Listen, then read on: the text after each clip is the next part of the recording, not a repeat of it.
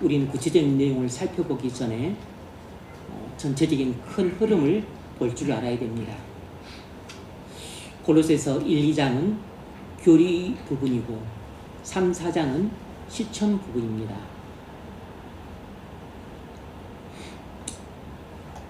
1, 2장 가운데서도 가장 중요한 부분은 1장 13절, 14절이라고 할 수 있습니다.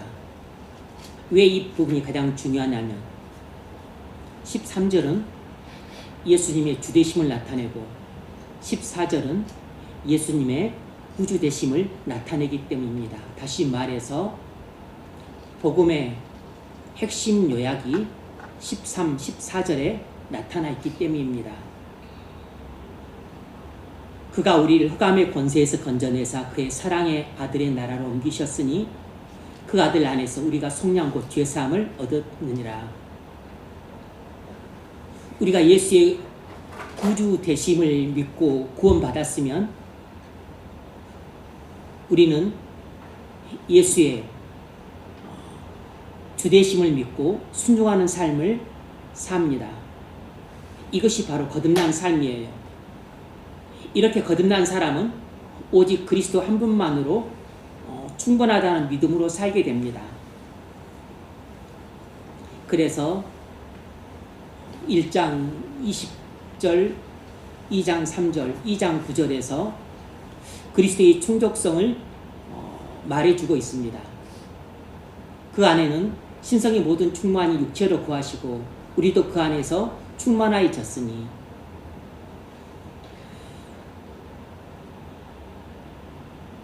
그런데 골로새 교회에 이단들이 들어와서 잘못된 가르침을 퍼뜨렸습니다. 그리스도의 충족성을 부인했을 뿐만 아니라 그런 가르침으로는 죄를 도무지 이길 수 없었습니다. 그래서 바울은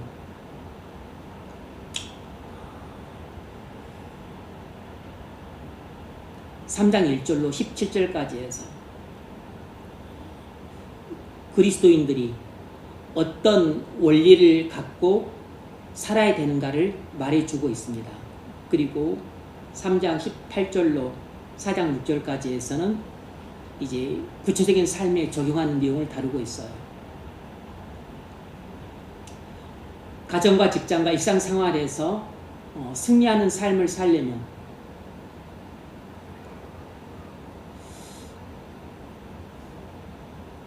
(5절로 17절에서) 말하는 것처럼 옛사람을 벗어버리고 새사람을 입어야 됩니다. 다시 말해서 죄를 죽이고 말씀에 순종하는 삶을 살아야 돼요. 그런데 옛사람을 벗고 새사람을 입으려면 뭘 해야 되냐면 바로 위의 것을 찾아야 됩니다. 위의 것을 생각해야 돼요. 여기에 승리하는 삶의 비결이 있습니다. 근데 승리하는 삶을 살려면 먼저 거듭나야 됩니다. 거듭나려면 예수의 구주되심을 믿고 예수의 주되심에 순종을 해야 돼요. 예수의 구주되심을 믿어야만 거듭날 수 있습니다. 그러니까 바울은 철두철미하게 논리적인 사람이라 마치 집을 건축하듯이 맨 기초 예수의 구주되심과 그리고 주되심을 이야기하고 있습니다. 즉 기독론을 말을 하고 있어요. 그리고 나서 승리하는 삶의 비결을 말합니다. 이것이 3장 1절로 4절이에요. 그리고 그 터 위에 우리가 어떻게 죄를 죽이고 순종하는 삶을 살 수 있는가? 우리가 죽여야 될 죄와 순종해야 될 것에 대해서 이야기를 합니다. 이것이 3장 5절로 17절까지예요. 그리고 이 터 위에 가정과 직장과 일상생활에서 우리가 승리하는 삶을 살면 어떻게 살아가는가를 말하고 있습니다. 그러니까 맨 기초를 먼저 쌓고 그 다음 기초를 쌓고 그 다음 기초를 쌓고 그리고 나서 우리의 삶의 모든 영역에서 적용을 하고 있어요. 철두철미하게 논리적으로 진술을 하고 있습니다. 그리스도인은 어떤 사람일까요? 그리스도인은 옛사람이 죽었고 새사람이 되었습니다. 우리는 그리스도를 믿는 순간에 그리스도와 연합이 됩니다. 그래서 우리는 그리스도와 함께 우리 옛사람이 죽었고 그리스도와 함께 우리 그리스도와 함께 예수라는 새 사람으로 살아났어요. 그리스도인은 옛사람이 죽었고 그리고 예수라는 새 사람으로 살아난 사람이에요. 그런데 그리스도인은 이 땅에서 신분과 상태가 일치하지 않습니다. 이 말을 여러분이 꼭 기억하실 필요가 있어요. 그리스도인은 이 땅에서 신분과 상태가 일치하지 않아요. 우리는 옛사람이 죽었고 새사람이 되었습니다. 이것이 우리 신분이에요. 그런데 우리 상태는 옛사람의 성품과 습관이 남아있고 새사람의 성품과 습관이 완전하지 않습니다. 이것이 이 땅에서 우리 신분과 상태의 현실적인 괴리예요. 그래서 바울은 우리에게 옛사람을 벗고 새사람을 입으라고 권면하고 있습니다. 즉 옛사람의 성품과 습관을 죽이고 새사람의 성품과 습관을 증강시키라고 권하고 있어요. 이 땅에서 우리 신분과 상태의 현실적인 괴리가 큽니다. 우리 신분은 죄가 전혀 없고 완전히 의롭다 함을 받아서 하나님의 자녀가 되었습니다. 이게 우리의 현재 신분이에요. 그런데 우리의 현재 상태는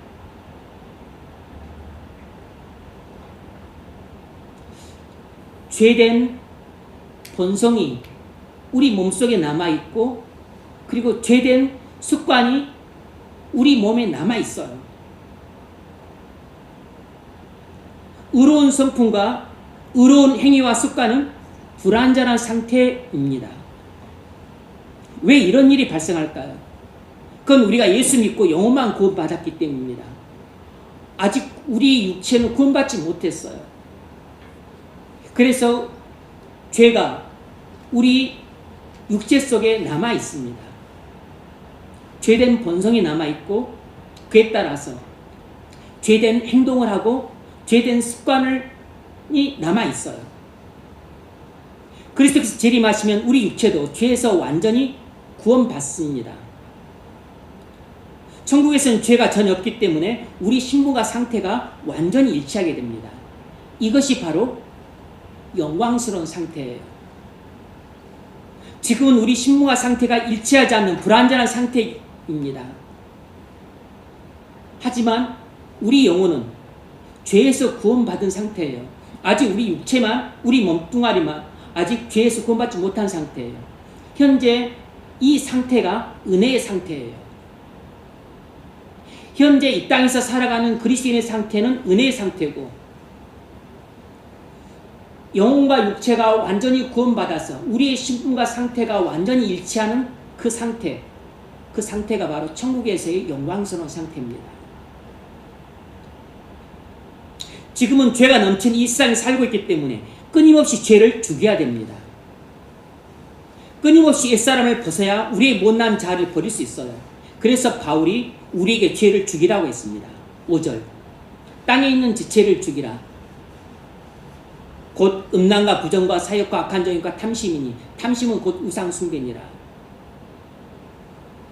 그런데 죄를 죽일 힘은 우주 전체에서 어떤 것에도 없습니다. 죄를 죽일 수 있는 힘은 오직 은혜밖에 없어요.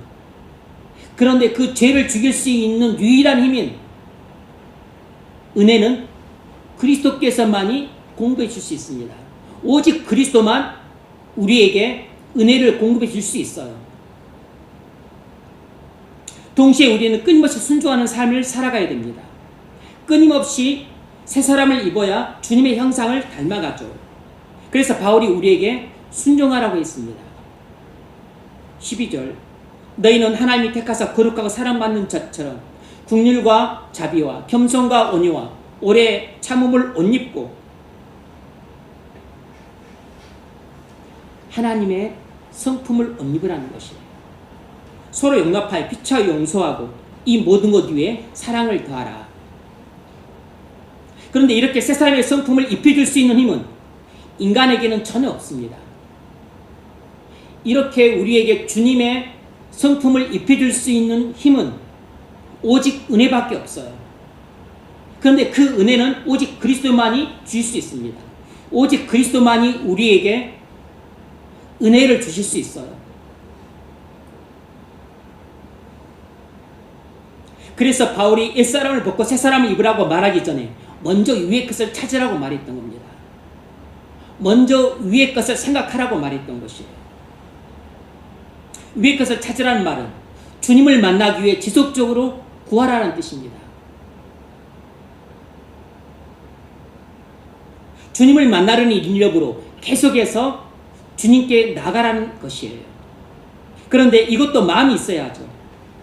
마음이 있어야 주님을 찾으려고 하고 주님께 나가려고 하죠. 마음이 없으면 백날 이렇게 구원해도 주님을 만나려고 하지도 않고 찾으려고 나가지도 않아요. 마음이 없으면 한두 번은 해도 계속해서는 못합니다. 주님을 사랑하고 연모하는 마음이 있어야 계속해서 주님을 만나기 위해 주님께 나가게 됩니다. 주님을 사랑하고 연모하는 마음이 우리 마음에 가득해야 하루 24시간 쉬지 않고 주님을 만나기 위해 나가게 돼요. 그래서 바울은 우리에게 위의 것을 생각하고 땅의 것을 생각하지 말라고 권면했던 겁니다. 죄악된 일들을 사랑하지 말란다고 해서 사랑하지 않는 게 아니잖아요. 우리 마음속에 주님을 사랑하고 연모하는 마음이 가득 찰 때 죄를 사랑하는 마음이 밀려나게 됩니다. 우리 마음속에 은혜가 흘러 넘칠 때 주님을 사모하는 마음도 가득 차게 돼요. 은혜는 항상 주님을 사모하고 죄를 미워하는 마음으로 나타납니다. 이 은혜는 주님으로부터만 옵니다. 이 은혜는 돈에서 오는 것도 아니고 학벌에서 오는 것도 아니고 지혜에서 오는 것도 아니에요. 이 은혜는 사람이 줄 수 없는 것입니다. 땅에서 솟구치는 게 아니에요. 이 은혜는 오직 하늘에서만 내려옵니다. 그리스도만이 우리에게 이 은혜를 주실 수 있어요. 그리고 그리스도에게 주시는 이 은혜를 받아야 우리 마음속에 주님을 사랑하고 연모하는 마음이 생깁니다. 이 은혜를 많이 받으면 주님을 사모하는 마음이 가득 차게 돼요. 그럴 때 죄를 사랑했던 마음이 쫓겨나게 돼요. 그러면 우리는 죄를 죽일 수 있고 말씀에 순종할 수 있습니다.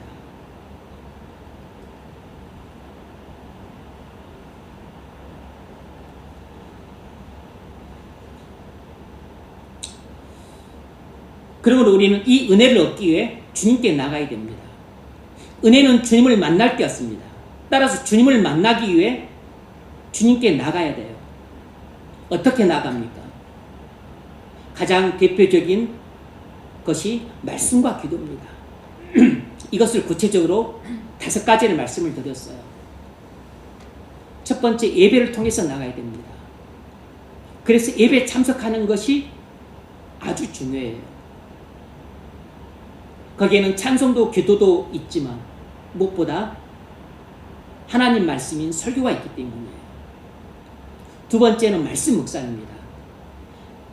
예배 때 설교는 예배 때만 들을 수 있습니다. 여러분이 개인적으로 골방에서 주님께 나아가기에 가장 좋은 방법은 말씀 묵상이에요. 언제라도 할 수 있지만 새벽에 가장 좋은 시간입니다.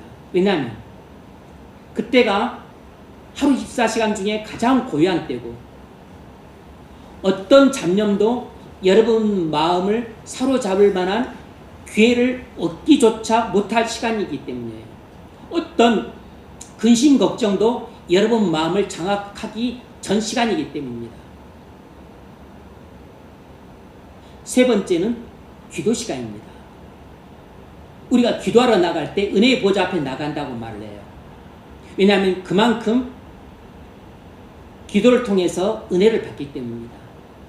기도하러 나갈 때 은혜의 보좌 앞에 나간다고 말하는데, 물론 말씀 묵상도 은혜의 보좌 앞에 나가는 것이에요. 묵상도 기도도 예배도 전부 하나님 앞에 나가는 것이고, 하나님 앞은 은혜의 보좌예요.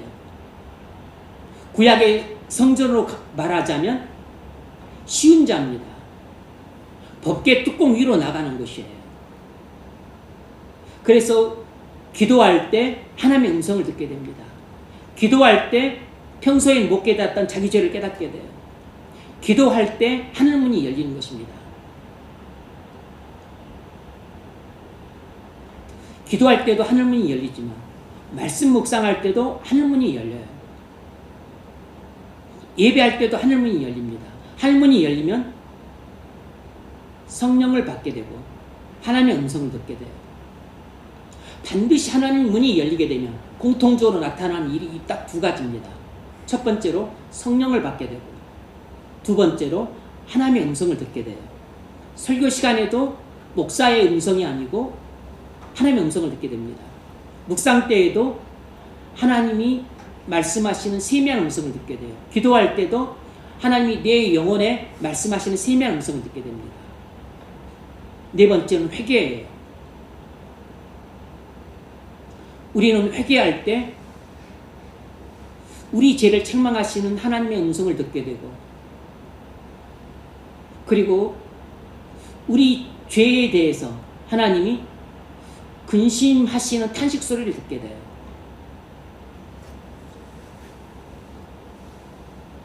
그래서 회개할 때 할문이 열리면 성령을 폭포수처럼 받게 되고, 그리고 하나님 아버지의 음성을 듣게 됩니다. 다섯 번째는 지금 주님이 내게 하라고 명하신 일을 순종하는 것입니다. 그때 하나님이 그걸 기쁘게 받으시면 할문을 열어주세요. 그래서 하나님이 우리 마음에 임합니다. 그래서 하나님이 내 마음에 임하셨구나 라는 것을 느끼게 돼요. 그리고 때로는 하나님의 음성도 듣게 됩니다. 이런 일을 통해서 여러분은 은혜를 받아 거듭나게 돼요. 여러분은 은혜를 받아서 주님을 사랑하고 연마하는 마음으로 가득 차게 됩니다. 그때 비로소 여러분은 옛사람의 성품과 습관을 벗게 되고 새사람의 성품과 습관을 잊게 됩니다. 그때 비로소 여러분을 고통과 불행에 빠뜨렸던 죄된 성품과 습관을 끊을 수 있습니다. 이런 방식이 아니고서는 절대로 죄된 습관과 성품을 끊을 수가 없어요. 이런 방식이 아니고서는 죄된 습관이 끊어지지 않습니다. 무엇보다도 옛사람의 성품을 벗어버릴 수가 없어요.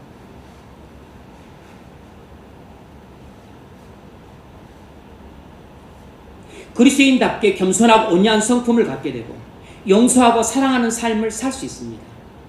오직 이 방식을 통해서만 가능해요.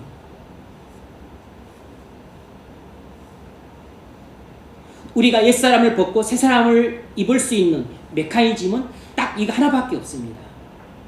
다른 메커니즘이 없어요. 이것이 바로 승리하는 삶을 사는 비결입니다. 그럴 때 가정생활과 직장생활과 일상생활에서 승리하는 삶을 살 수 있습니다. 우리가 패배하는 삶을 사는 이유가 어디에 있을까요? 두 가지입니다. 하나는 거듭나지 않았기 때문이에요. 또 하나는 거듭났어도 은혜가 없기 때문입니다. 이 두 가지 이유 때문에 우리가 패배하는 삶을 사는 것입니다. 은혜가 없어서 주님을 사모하는 마음이 없기 때문에 그 대신 죄를 사모하는 마음만 가득하게 됩니다. 그러니 아무리 죄를 죽이라고 해도 죄를 죽일 수가 없죠. 아무리 성령의 인도와 말씀에 순종하라고 해도 순종할 수가 없는 것이에요. 아무리 말씀을 들어도 그 말씀에 순종할 능력이 없어요. 순종할 수 있는 능력은 주님을 사랑하는 마음에서 나오는 겁니다. 그 사랑하는 마음을 은혜가 주는 것이에요. 그리스도께서 여러분에게 은혜를 주시면 주님을 사모하는 마음이 가득 생기게 되고, 그러면 죄를 너끈하게 이길 수 있습니다. 승리하는 삶의 비결은 우리 마음이 주님을 사랑하고 연마하는 마음으로 가득 차는 데 있습니다. 그때 우리는 주님의 통치에 순종하기 위해서 적극적으로 구하게 돼요. 그 결과로 자연스럽게 우리는 죄를 물리치고 말씀에 순종하게 됩니다. 그래서 승리하는 삶의 비결은 위의 것을 생각하는 데 있어요. 다시 말해서 우리 마음이 늘 하루 24시간 주님께 있는 데 있습니다. 다시 말하면 우리 마음이 주님을 사랑하고 연마하는 마음으로 가득 차 있는 데 있어요. 우리 마음이 온통 주님에 대한 생각으로 가득 차 있는 것, 이것이 우리가 승리하는 삶을 살 수 있는 비결입니다. 이것이 바울이 골로새 교인들에게 승리하는 삶의 비결로 가르쳐 준 것이에요. 승리하는 삶의 이 비결을 위의 것을 찾으라, 위의 것을 생각하라고 능동토로 표현했지만 사실은 수동적으로 이루어지는 일입니다. 예컨대 주 예수를 믿으라, 그 명령형으로 되어 있죠. 그런데 우리 의지로는 주 예수를 믿을 수 없어요. 오직 하나님의 은혜로 주 예수가 믿어지는 것입니다. 마찬가지로 회개하라는 말이 명령형이지만 우리 의지로 회개할 수 있는 게 아니에요. 오직 하나님의 은혜로 회개가 되는 것입니다. 그러면 왜 우리 의지로 할 수도 없는 것을 주 예수를 믿으라, 말씀을 믿으라, 죄를 회개하라고 했습니까? 우리 의지로 할 수도 없는 것을 그렇게 할 수 있어요. 왜냐하면 주님은 만왕의 왕이시니까 죄인된 우리에게 당연히 해야 될 명령을 하신 것이에요. 또 주님이 우리에게 믿으라고 회개하라고 명령하셨기 때문에 우리는 믿고 회개해야 될 의무가 있을 뿐인 것입니다. 우리가 할 수 있고 없고는 그건 우리 문제예요.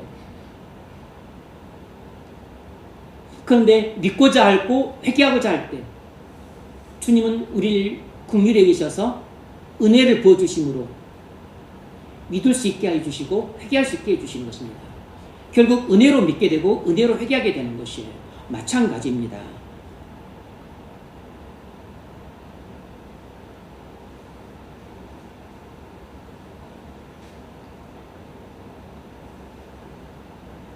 능력이 없다고 불순종해도 되는 게 아닙니다.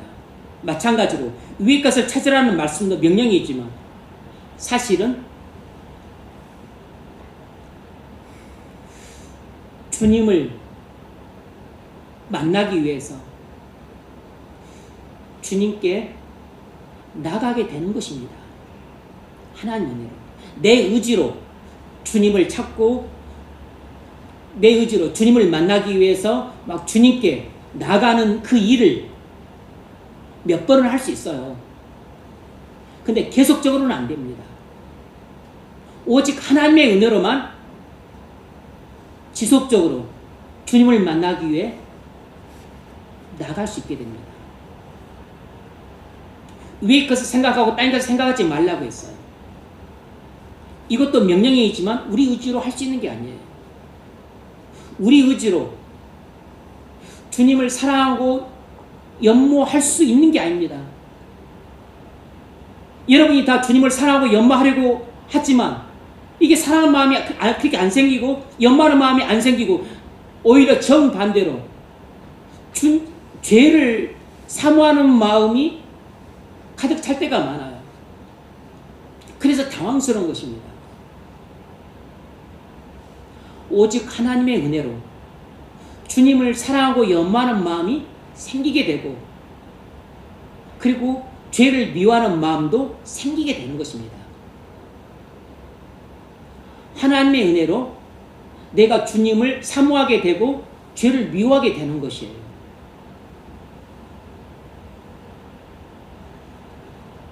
그러므로 여러분, 여기서 이 말씀이 명령으로 되어 있다고 해서 내가 찾을 수 있구나, 찾아야지. 내가 생각할 수 있구나, 그럼 내가 생각해 봐야지. 그렇게 나서면 망하는 것입니다. 그렇다고 해서 내가 능동적으로 할 수 있는 게 아니고 수동적으로 되니까 그럼 될 때까지 기다려보지, 이것도 잘못된 태도예요. 많은 사람들이 이렇게 설명하면 꼭 그렇게 삼천포로 빠집니다. 이거 완전히 잘못된 생각이에요. 사단에게 속는 것이고, 그리고 자신의 그 영적인 게으름을 주님께로 돌리는 것입니다.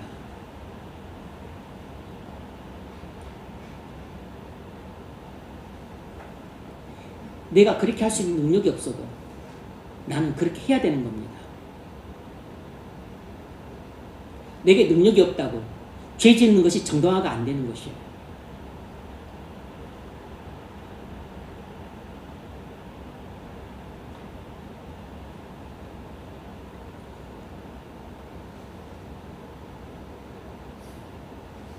그러므로 중요한 것은 우리가 벗어야 할 옛사람이 무엇이고 입어야 할 새사람이 무엇인가를 아는 것이 아닙니다. 옛사람을 벗고 싶고 새사람을 입고 싶은 마음이 생기는 것이 중요한 것이에요. 죄를 죽이고 싶고 말씀에 순종하는 삶을 살고 싶은 마음으로 가득 차는 것이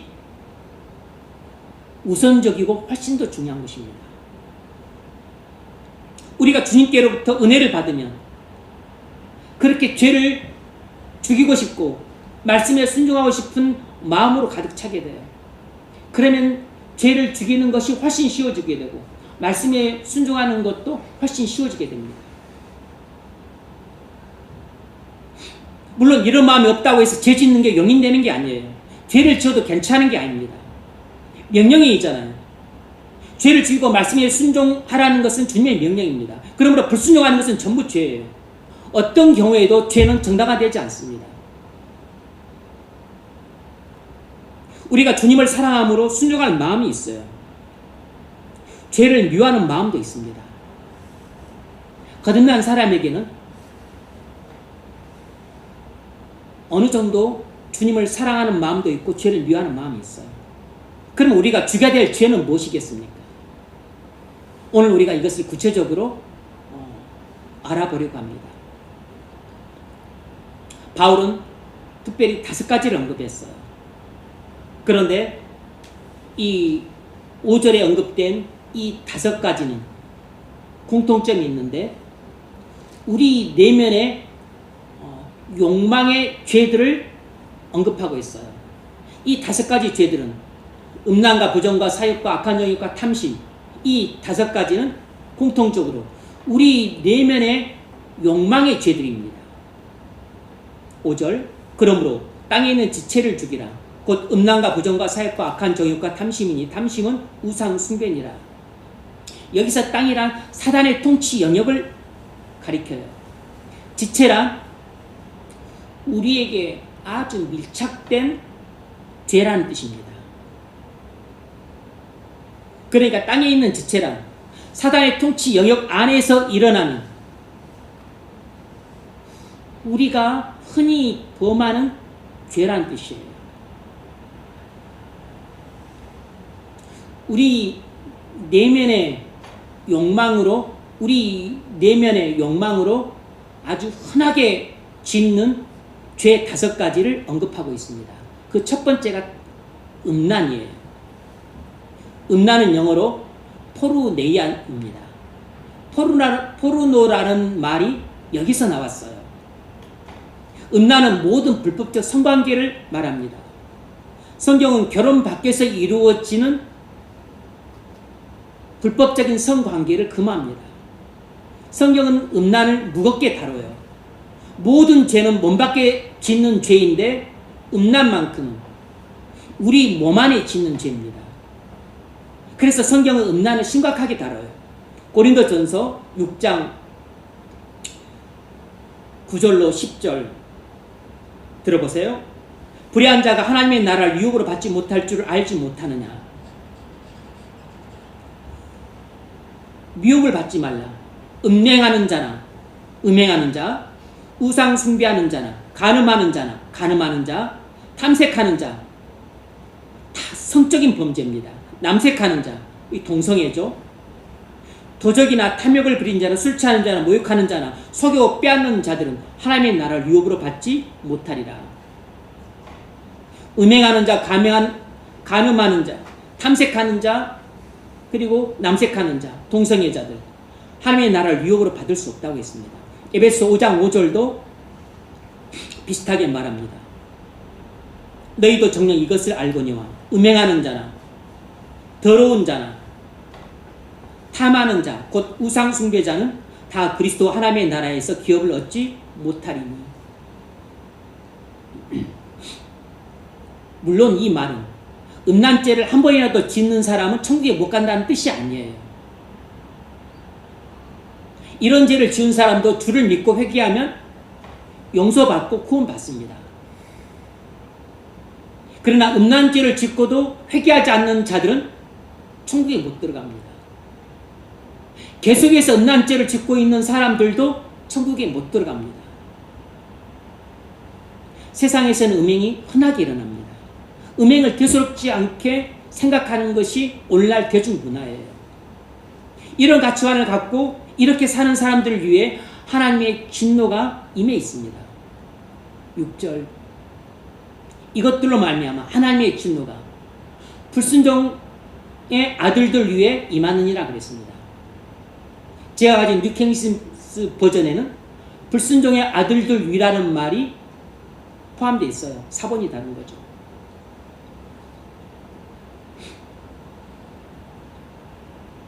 그러므로 여러분이 버려야 될 첫 번째 죄는 바로 이 음란입니다. 먼저 마음속에서 음란한 욕망을 벗어버리셔야 됩니다. 그리고 음란한 행위도 버려야 돼요. 음란한 습관도 끊어내야 됩니다. 음란한 생활도 끊어내야 돼요. 문제는 우리가 그걸 끊고 싶어도 우리에게는 끊어낼 힘이 없다는 사실이에요. 그게 문제죠. 끊어내고자 하는 마음이 있어야 돼요. 그 마음은 주님을 사랑하는 마음에서 나오는 겁니다. 주님을 사랑하는 마음이 곧 죄를 미워하는 마음으로 나타나기 때문에 그때 비로소 음란한 욕망을 미워하게 되므로 음란한 욕망을 버리고 음란한 습관도 끊어내게 되는 겁니다. 두 번째는 부정입니다. 부정은 도덕적인 죄악이에요. 음행이 있으면 필연적으로 나타나는 것이 부정입니다. 그래서 음행하는 사람은 반드시 부정하게 되어 있어요. 성적 타락에는 반드시 도덕적인 타락이 따라옵니다. 여러분, 성적으로 타락한 사람이 정직하고 성실하겠습니까? 거짓말 잘하고 그리고 게으름 피웁니다. 그런 사람들이 회사에서 돈에도 손을 대요. 횡령과 배임죄를 자연스럽게 짓게 됩니다. 죄는 또 다른 죄를 부르게 되어 있습니다. 음란죄는 반드시 부정의 죄를 부르게 되어 있어요.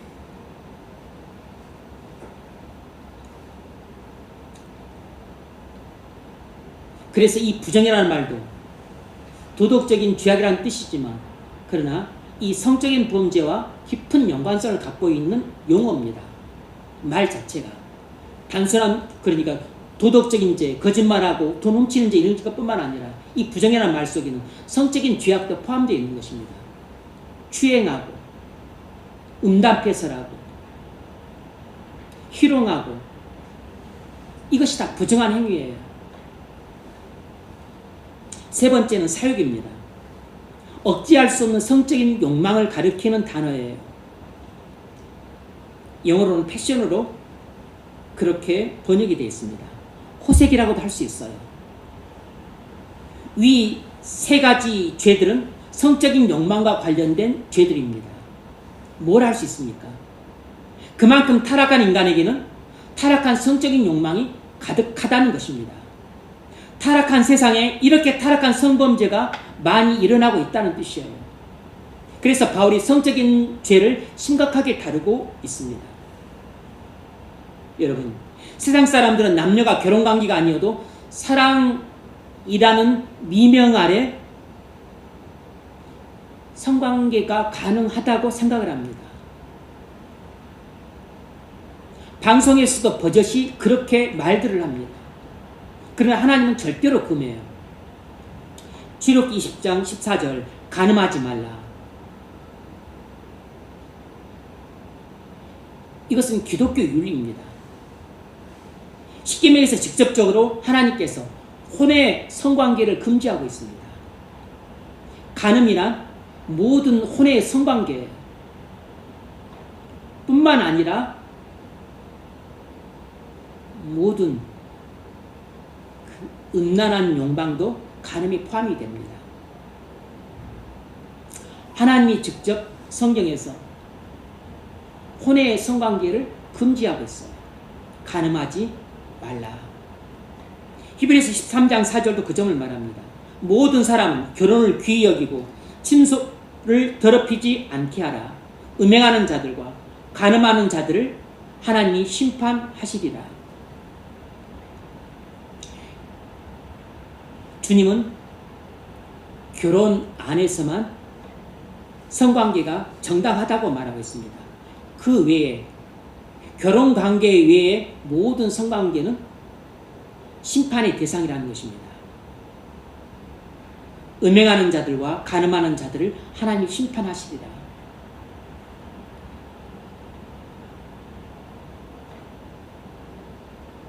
문제는 안에서 이런 타락한 성적인 욕망이 일어나는데 이것을 통제할 수 있는 힘이 내게 없다는 것이 문제가 돼요. 그 욕망에 사로잡혀서 그것을 하고자 하는 나의 그 들끓는 마음을 이것을 불을 끌 수가 없는 것입니다. 그 더러운 욕망을 잠재울 수가 없는 것이에요. 나의 지성과 그리고 감정과 의지로는 안 돼요.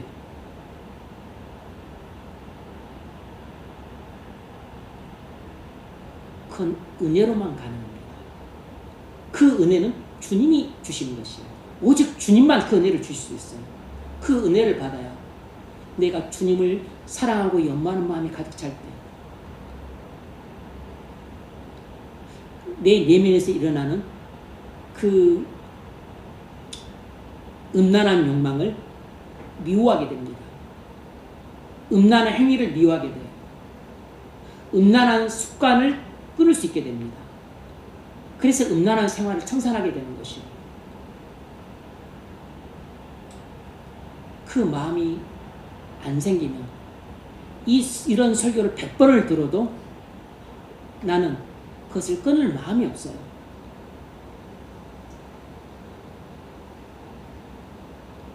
사람은 단순히 육체 관계로 기쁨을 얻는다고 생각하기 쉽습니다. 잠시 육체의 쾌락은 얻을 수 있지만 행복이 줄 수는 없어요. 왜냐하면 하나님의 심판을 받고 있기 때문입니다. 부부가 언약에 근거하여 서로 사랑하고 헌신할 때 비로소 육체적 관계를 통해서 만족과 행복을 누릴 수 있습니다. 왜냐하면 사람이 몸으로만 이루어져 있지 않고 몸과 영혼이 함께 있기 때문이에요. 영혼과 몸이 균형을 이룰 때 우리는 비로소 참된 만족과 행복을 누릴 수 있습니다. 부부는 하나님이 맺어주셔서 한 몸이 되게 하신 특별한 관계예요. 부부에게서만 가능한 깊은 관계를 사랑이라는 미명 아래 혼전 성관계를 갖거나 기혼자가 불륜을 저지르는 것은 자신과 상대방과 배우자를 모두 파멸로 이끄는 악한 행위입니다. 범죄 행위예요. 이런 음행은 기쁨과 행복을 주는 것이 아니라 고통과 슬픔을 안겨줍니다. 자신과 배우자와 자녀들과 모든 가족에게. 부부는 한 몸입니다. 배우자 외에도 부부라는 한 몸이 깨지면 이를 치료하고 회복하는데 얼마나 많은 고통이 따르고 오랜 시간이 필요한지 모릅니다. 많은 사람들이 한순간에 정욕을 못 참고 어리석은 선택을 함으로써 배우자와 자녀들에게 깊은 상처와 고통을 안겨주고 있습니다. 하나님은 남녀가 부부가 되어 가정을 이룰 때 그 안에 모든 좋은 것을 다 주셨습니다. 부부가 한 몸으로 서로 희생하고 언약적인 신실한 사랑을 나눌 때 그 안에 들어있는 모든 좋은 것을 다 누릴 수 있어요. 그러나 음행을 하면 하나님이 주신 보물인 배우자와 가정이 다 무너집니다. 그래서 나도 불행해지지만 배우자도 불행해지고 자식들도 불행해지고 그리고 부모도 모든 가족들이 다 불행을 겪게 돼요. 그러므로 여러분이 이것을 지금 내게 할 수 있는 능력이 있다 없다 그것을 떠나서 절대로 이런 일을 하지 마십시오. 은혜로 그것을 하지 않는 것이 가장 바람직하지만 은혜가 없어서 그걸 못한다면 여러분들의 윤리의식을 발휘해서라도 그것을 하지 않도록 하십시오. 부부는 하나님이 주신 짝으로만 만족해야 됩니다. 부부간에 서로 충분히 즐거워해야 돼요. 배우자가 늙고 병들어 아름다움과 매력을 잃어가는 순간에도 책임있게 끝까지 서로를 사랑하고 돌봐줘야 됩니다. 이것이 부부간의 언약적인 신실한 사랑이에요. 부부가 이렇게 끝까지 언약적인 신실한 사랑을 나눌 때 비로소 나에 대한 주님의 신실한 사랑도 더욱 깊이 깨닫게 되는 법입니다. 어떤 이유이든지 간에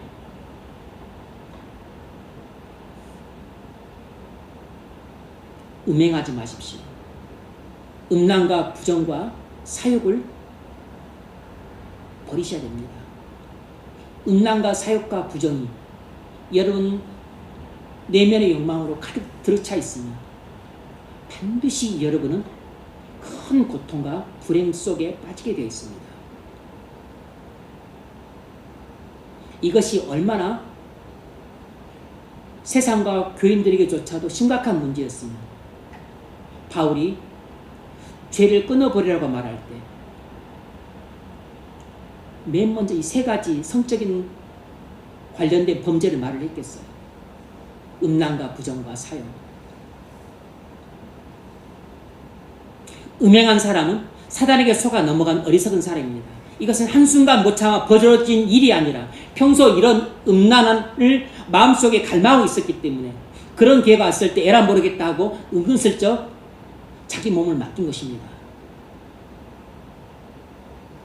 이건 한순간 잘못된 실수가 아니고 평소 늘 그렇게 음란한 욕망을 마음속에 품고 살았기 때문에 부정한 욕망을 마음속에 품고 살았기 때문입니다.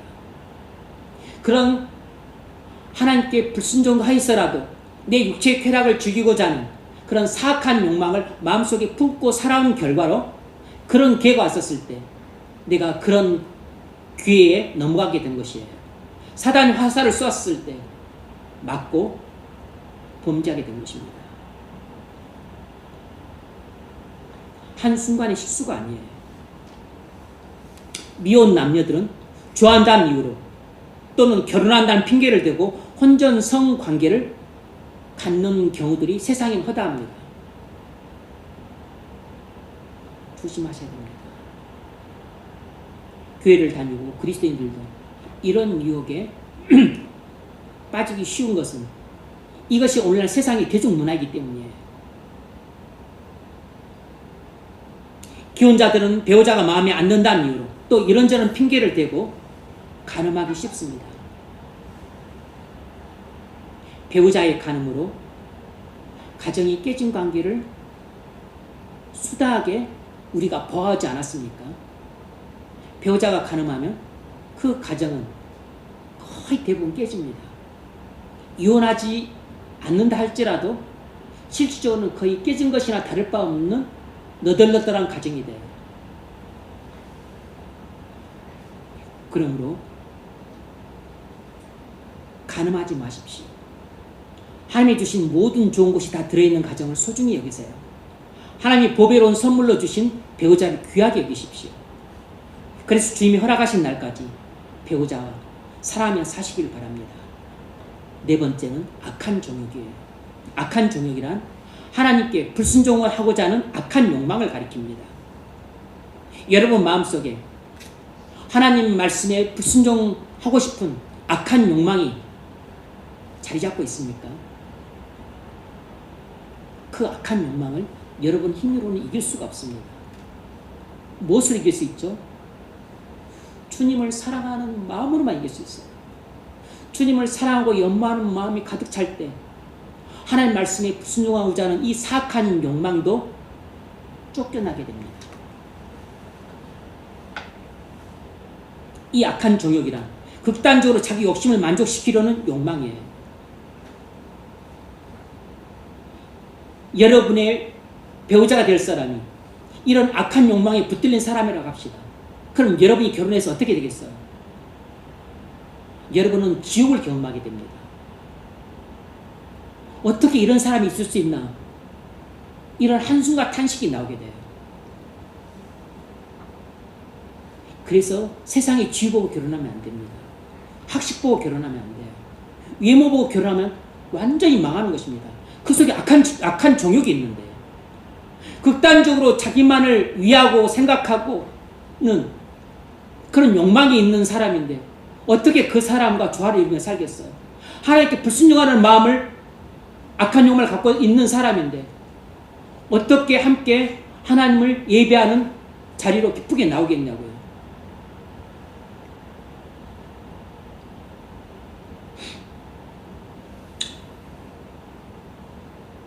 그래서 불신자와 결혼하지 말라는 이유가 만 가지 있지만 그 중에 한 가지는 불신자의 마음속에는 모두 다 악한 종욕이 자리 잡고 있기 때문입니다.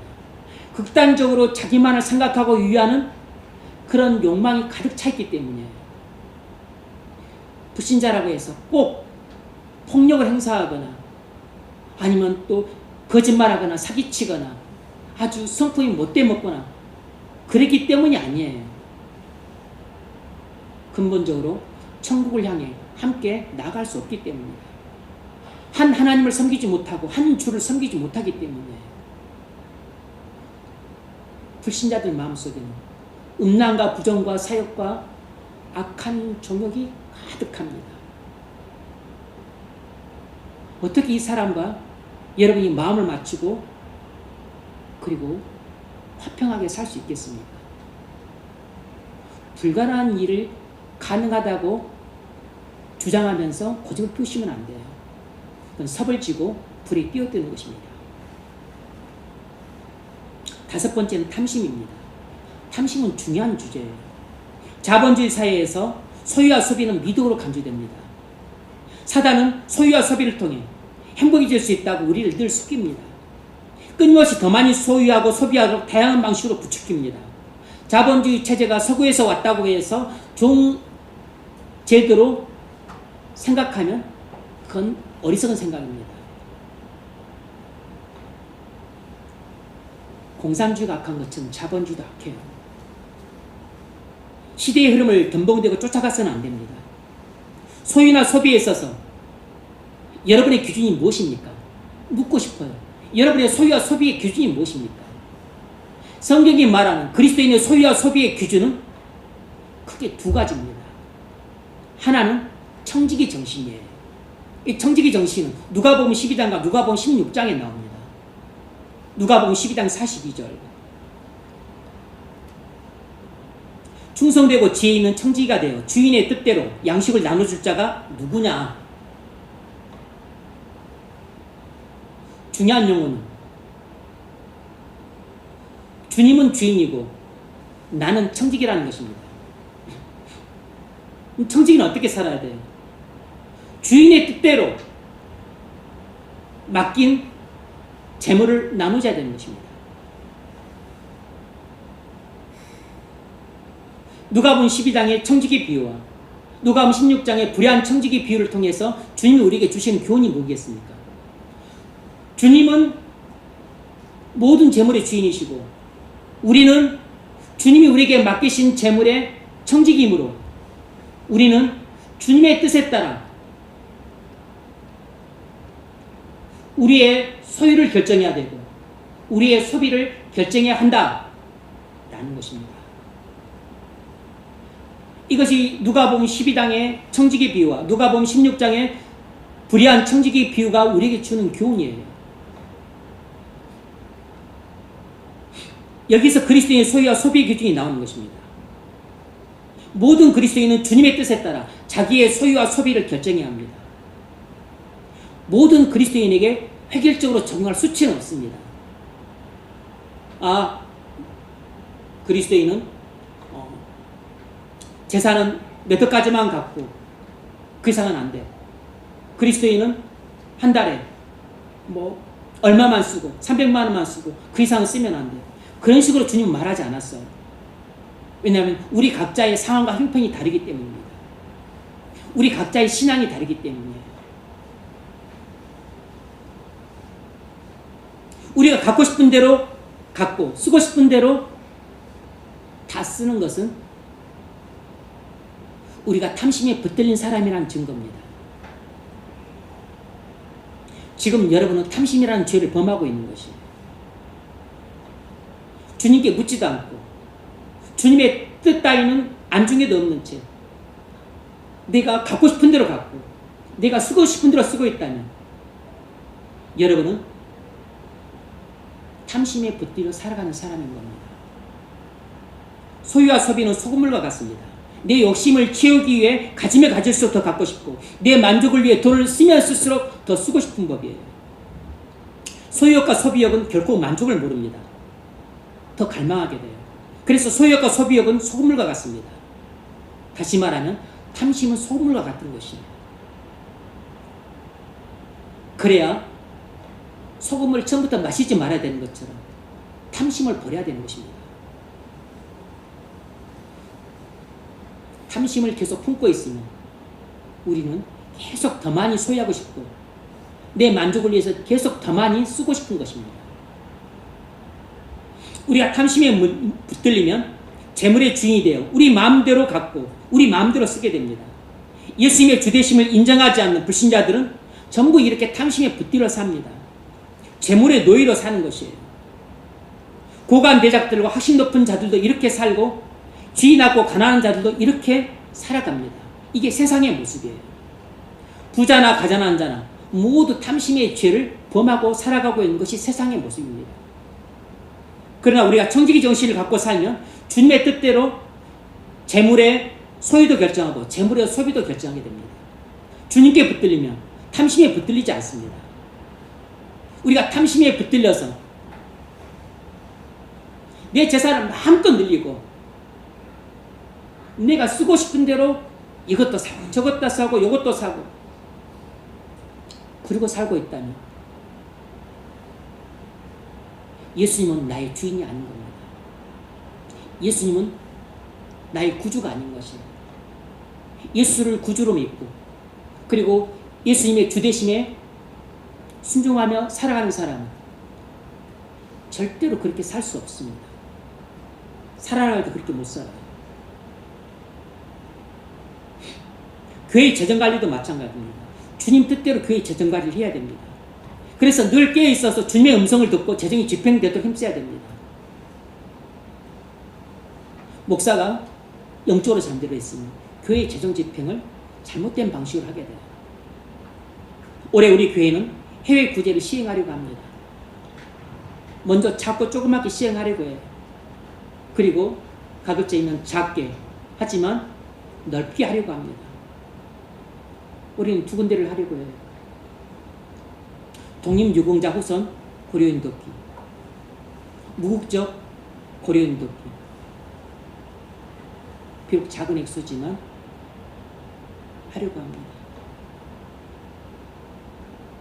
기회가 되면 또 다른 것을 할 거예요. 여러분 목회계획에 적어놨습니다. 여러분이 읽어보셨으면 아마 알 겁니다. 올해 다 하겠다는 게 아니에요. 앞으로 관심을 갖고 그런 방향을 하겠다는 것입니다. 시행착오가 있을 수 있기 때문에 먼저 작게 또 적은 금액으로 시작을 하는 것입니다. 조금 더 자리가 잡혀가면 조금 더 넓혀갈 것이에요.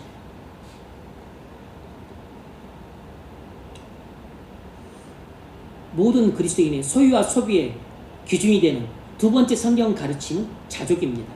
첫 번째는 청지기 정신이고 두 번째는 자족이에요. 그리스도인의 재물 사용의 기준은 자족입니다. 우리의 소유와 소비에 있어서 기준이 되는 것은 자족입니다. 빌립보서 4장 11절 내가 궁핍함으로 말하는 것이 아니니라. 어떤 행패든지 내가 자족하길 배웠노니 나는 비천에 처할 줄도 알고 풍부에 처할 줄도 알아. 모든 일 곧 배부른가 배고픈가 풍부와 비천에도 궁핍에도 처할 줄 아는 일체의 비결을 배웠노라. 내게 능력 주신 자 안에서 내가 모든 것을 할 수 있느니라. 거듭난 그리스도인이 되었다고 해서 저절로 자족하는 삶을 살 수 있는 게 아닙니다. 바울은 자족하기를 배웠다고 했습니다. 우리도 자족하기를 배워야 합니다. 자족하는 삶의 비결을 배워야 자족하는 삶을 살 수 있는 것이지, 자족하는 삶의 비결을 배우지 못하면 자족하는 삶을 살 수 없어요. 우리가 자족을 배우지 못하면 돈의 노예가 됩니다. 여러분 중에 돈의 노예로 사는 사람이 계십니까? 자신이 돈의 노예인지도 몰라요. 청지기 정신을 갖고 있지 않고 자족하지 않는 사람들은 사실상 돈의 노예입니다. 자족을 배우지 못한 사람들은 사실상 도요는 노예로 살아가고 있어요. 우리가 소유와 소비에서 자족하지 않으면 항상 불만을 품으면서 불평 속에 살게 됩니다. 이건 돈뿐만 아니라 환경 자체에 대해서도 그래요. 그래서 탐심에 붙들리는 사람들은 많은 것을 가졌어도 불만을 품으니까 불행하게 삽니다. 예전에 선교사 교육을 받겠다고 미국에 간 부부가 있었습니다. 자녀들을 한국에 남겨두고 부부만 선교사 교육 받으러 미국에 갔습니다. 미국에서 교회를 다니면서 먹고 살아야 되니까 장사를 했는데 무척 잘 됐습니다. 돈 버는 재미를 그때 처음 맛봤어요. 완전히 확 빠지게 된 것입니다. 점점 돈 버는 재미에 빠져서 주의를 빠지기 시작했어요. 교인들이 찾아와서 고면을 듣지 않았습니다. 하도 귀찮게 하니까 아예 교회를 안 나가기 시작했어요. 그러다가 어느 날 가게 흑인 강도가 총 들고 들어와서 총으로 쏴 죽이고 남자를 쏴 죽이고 돈을 다 훔쳐갔습니다. 남자는 그 자리에서 죽었어요. 그제서야 여자는 눈물을 흘리면서 대성통곡을 했습니다. 아이들이 전화해서 왜 요즘에는 아빠가 전화도 안 하냐고 묻는데 그 여자가 얘들한테 아빠가 죽었다고 말을 할 수가 없는 것입니다. 여러분, 탐심을 버리고 자족하십시오. 탐심이 노예가 되는 사람이 따로 있는 게 아닙니다. 누구라도 탐심의 노예가 될 수 있어요. 거듭나지 못한 사람은 말할 것도 없거든요. 거듭난 그리스도인조차도 얼마든지 탐심에 붙들릴 수 있습니다. 거듭난 사람도 음란한 욕망에 붙들릴 수 있잖아요. 부정, 사욕계에 붙들릴 수 있잖아요. 악한 종에 붙들릴 수 있습니다. 마찬가지로 탐심에 붙들릴 수 있어요. 우린 돈만 탐하는 게 아니라 배우자도 탐합니다. 배우자가 더 나은 외모와 직장과 성공을 가졌으면 좋겠다는 생각을 합니다. 이게 바로 배우자에 대한 탐심이에요. 이런 탐심이 배우자를 못마땅하게 여김으로 부부간에 싸움이 일어나고 불화가 일어나게 됩니다. 자식들에 대해서도 탐심을 갖습니다. 자식을 보고서 어디서 저런 게 나왔나 싶은 생각이 들어요. 자식이 마음에 안 드는 겁니다. 다른 집 애들처럼 공부도 좀 잘하고 대학도 좀 잘 갔으면 좋을 텐데 이런 생각이 자연스럽게 드는데 이것이 바로 자식에 대한 탐심이에요. 하나님이 최고의 선물로 주신 자식들에 기뻐하고 만족하지 못하는 겁니다. 그러면서 다른 집 애들과 자꾸 비교하면서 나무랍니다. 왜 너는 이 모양이냐? 너는 왜 공부를 이따위로 하냐?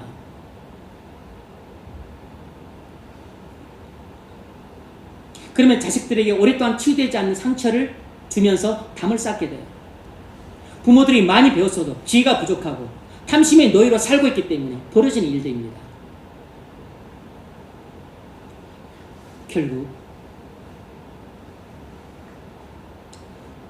부모가 죄의 노예로 살게 되면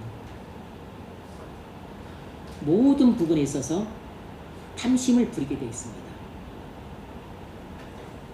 결국 나의 탐심 때문에 가정이 불화하고 직장도 불화하게 돼요. 부모에 대해서도 탐심을 갖습니다. 부모님에 대해서도 못마땅히 생각해서 우리 부모님은 왜 저 모양이실까? 이렇게 불만을 품어요. 여러분에게 허락된 부모님은 하나님의 실수가 아닙니다. 부모님은 하나님이 여러분에게 주신 최고의 선물이에요. 여러분의 부모님 자체가 최고라는 뜻이 아니라 하나님이 여러분에게 주신 부모님은 여러분에게 있어서는 최고의 선물이라는 뜻이에요. 그러므로 부모님이 마음에 안 든다고 해서 자꾸 타박하지 마십시오.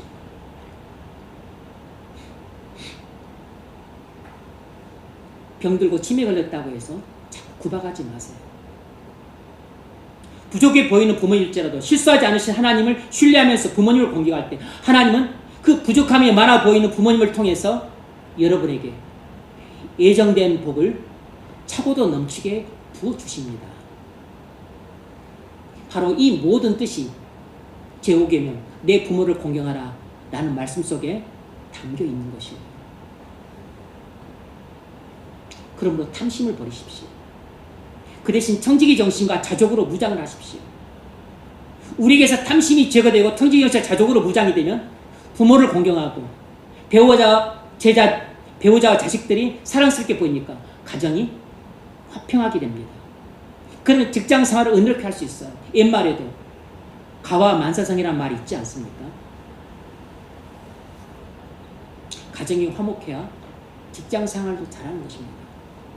여러분, 부족한 환경은 하나님이 실패하셨기 때문에 생긴 게 아닙니다. 하나님은 부족한 환경에서도 우리에게 하나님을 신뢰하며 사는 법을 가르쳐 주고자 하십니다.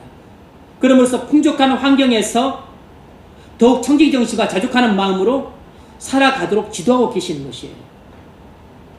하나님의 모든 섭리에는 우리가 이해할 수 없는 깊은 뜻이 담겨 있습니다. 우리가 다 알지 못하는 하나님의 은혜가 담겨 있는 것이에요. 그래서 주님은 우리에게 어떤 환경에서든 간에 이렇게 살라고 말씀하셨습니다.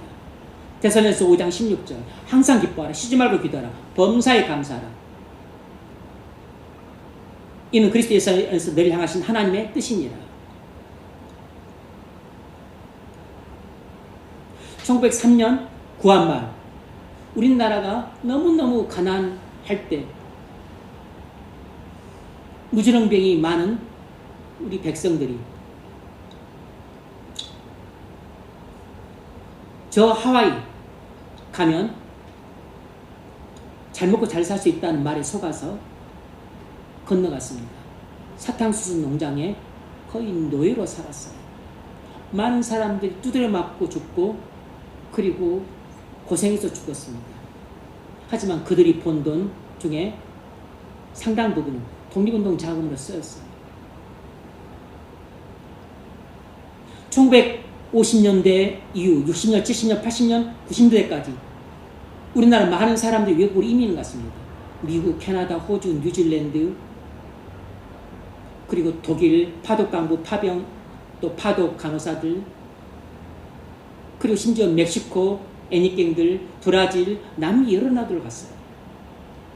우리나라가 너무 못 먹고 못 살았기 때문입니다. 정치 경제가 불안정이 있기 때문이에요. 그런데 지금 우리나라가 살만하니까 이민 3세들이 우리나라에 와서 이렇게 말을 한답니다. 왜 할아버지는 미국에 이민 갔는지 모르겠다. 한국이 이렇게 잘 사는다. 저는 이 말을 들었을 때 완전히 격세지감을 느꼈습니다.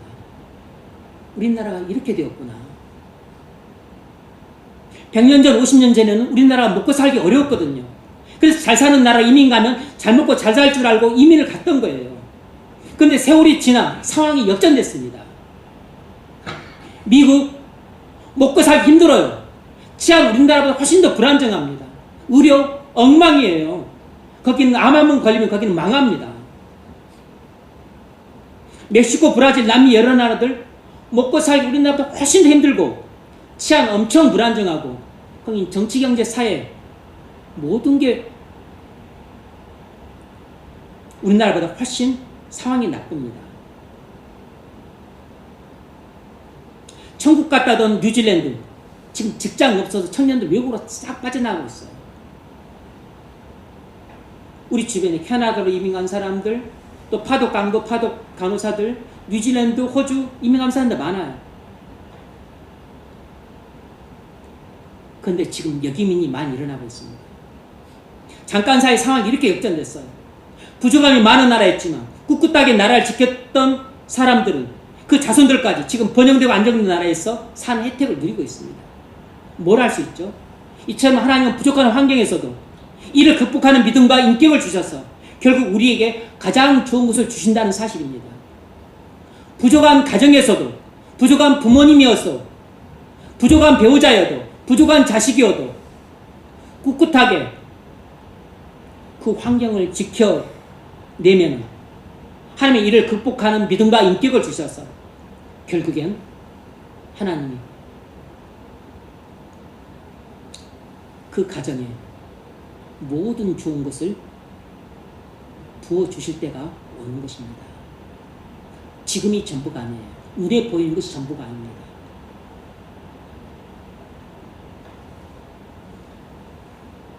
그러면 지금 부족함이 많고 모자람이 많은 환경일지라도 환경 보고 살면 섣부른 결정 내립니다. 지금 눈에 보이는 상황이 전부라고 믿으면 너무 섣부른 결정을 내리게 돼요.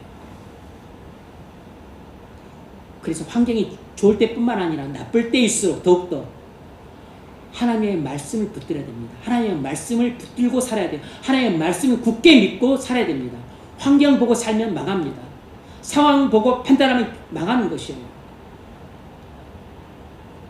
우리가 이런 내면의 죄악된 욕망들 죽이지 않고 살면 어떻게 됩니까? 음란과 부정과 사욕과 간음과 탐심을 죽이지 않고 살면 어떻게 될까요? 하나님의 진노가 불순종의 아들들 위해 임하게 됩니다. 하나님의 진노의 심판이 우리에게 임하게 되는 것이에요. 6절 이것들을 말미암아 하나님의 진노가 임하느니라. 여기서 임하다라는 동사는 현재 진행형입니다. 우리가 이런 내면의 죄악된 욕망들을 죽이지 않은 채 마음에 품고 그리고 습관을 따라 살고 있다면 하나님의 진노의 심판이 지금 우리에게 임하고 있는 중입니다. 현재 하나님의 심판을 받고 있는 사람들이 많아요. 하나님의 심판은 마지막 날에만 임하는 것이 아니라 지금 이 땅에 살고 있을 동안에도 우리에게 임하고 있습니다. 지금 이 땅에서 우리 개인에게 임하는 하나님의 심판은 어떤 형태로 임할까요? 다양한 형태로 임해요. 몇 가지 말씀드리면 첫 번째로 하나님의 부재입니다. 내가 이런 내면의 죄악된 욕망들을 품고 그렇게 습관적으로 살게 되면 하나님은 나를 떠나버리세요. 이가부 상태가 됩니다. 그러면 내 마음에는 하나님의 나라가 사라지고 그 대신에 세상 나라가 임하게 돼요. 완전히 사단이 설치게 됩니다. 죄악이 난무하게 돼요. 나는 지옥을 경험하게 되는 겁니다. 두 번째는 하늘문이 닫혀요. 하늘문이 닫히면 설교를 들어도 묵상을 해도 말씀을 깨닫지 못합니다. 은혜의 담비가 내리질 않아요. 은혜의 담비가 내리지 않고 있다면 이건 하늘문이 닫혔다는 뜻인데 그것은 내가 내 내면의 욕망, 내면의 더러운 욕망들을 내가 벗어버리지 않았기 때문입니다. 세 번째는 질병이나 사고로 찾아올 수 있어요. 모든 질병, 모든 사고가 전부 하나님의 심판이나 징계는 아닙니다. 이것과 상관없이 질병이나 사고가 일어날 수 있어요. 그런데 하나님의 징계나 심판으로도 우리에게 질병이나 사고가 일어날 수 있습니다. 사랑하는 사람한테 주시는 질병이나 사고는 죄를 버리고 하나님께 돌아오라는 사랑의 매예요. 징계입니다. 네 번째는 경제적인 어려움으로 올 수 있어요. 하나님의 심판이 우리가 그렇게 소중히 여기는 돈을 싹 빼앗아가는 올 수 있습니다. 우리가 그렇게 소중히 여기는 집을 빼앗아가는 것으로 올 수 있어요. 내 목숨줄인 줄 알고 다녔던 직장을 잃게 만들어서 올 수 있습니다. 다섯 번째는 사랑하는 사람을 데려가시는 것으로 올 수 있습니다. 내가 그토록 사랑하는 내 새끼를 하나님이 먼저 데려가시는 것으로도 올 수 있어요. 그렇다고 자식이 먼저 죽는다고 해서 또 배우자가 먼저 죽는다고 해서 그걸 전부 하나님의 심판으로 그렇게 오해하셔도 안 됩니다.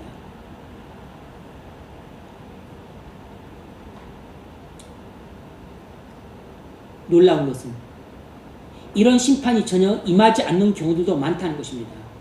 그래서 악인들이 의기양양해서 하나님을 대적하며 사는 것이에요. 죽을 때까지 태평하게 사는 악인들도 많지만 반전은 죽은 후에 하나님의 진노의 심판이 엄중하게 임한다는 것입니다. 왜냐하면 하나님의 심판은 반드시 죄에 임하기 때문에 하나님은 반드시 죄를 심판하십니다. 말씀 믿겠습니다.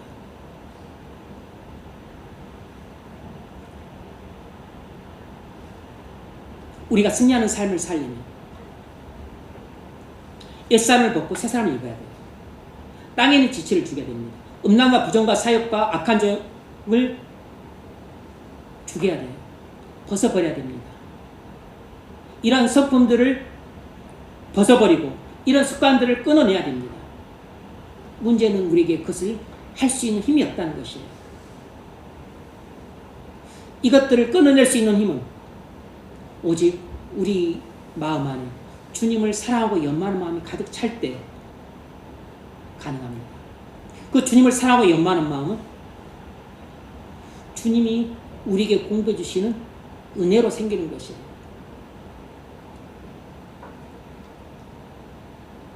그러므로 여러분이 이 주님의 명령을 따라 옛사람을 벗고 새사람을 입고자 한다면 위의 것을 생각하십시오. 여러분 마음을 주님을 사랑하고 연만한 마음을 가득 채우세요. 주님을 사랑하고 연만한 마음이 여러분 속에 가득 채워지길 바란다면 주님을 만나기 위해 주님께 나아가십시오. 그것이 여러분이 할 수 있는 최선의 일입니다. 주님을 만나고자 하는 일념으로 주님 앞에 나아가세요. 그러면 여러분을 긍휼히 여기시고 불쌍히 여기신 자비로우신 하나님께서 여러분에게 한문을 여시고 은혜를 부어주실 겁니다. 성령을 부어주시고 하나님의 음성을 들려주실 겁니다. 그때 여러분 마음 안에 죄를 사랑했던 마음, 가비했던 마음에 주님을 사랑하고 연마하는 마음이 가득 차게 되므로 죄를 사랑했던 마음이 밀려나게 돼요. 그래서 여러분이 죄를 죽이고 순종할 수 있게 됩니다. 그래서 죄와의 싸움에서 승리하는 삶을 살게 돼요. 그러면 가정에서도 직장에서도 일상생활에서도 승리하는 삶을 살게 됩니다. 이런 은혜가 있길 주의 이름으로 축원합니다.